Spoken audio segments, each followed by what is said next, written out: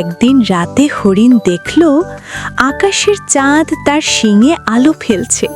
সে ভাবল, চাঁদ আমার বন্ধু। চাঁদ আমার বন্ধু। প্রতিদিন রাতে হরিণ দাঁড়িয়ে থাকত চাঁদের আলোর নিচে, কথা বলতো বন্ধু চাঁদের সঙ্গে। Your light guides my path, old friend. The forest. কিন্তু একদিন রাতের আকাশ গেল মেঘে ঢেকে, দেখা গেল না চাঁদ।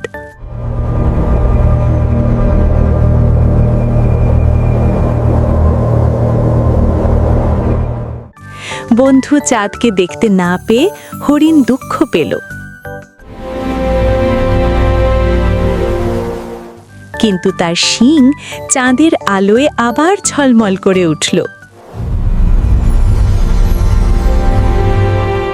বন্ধু চাঁদ যেন হরিণের মনের ভেতরেই ফের জ্বলে উঠল। এক সাদা লেজযুক্ত হরিণের মনে বন্ধু চাঁদ আবার জ্বলে উঠেছে।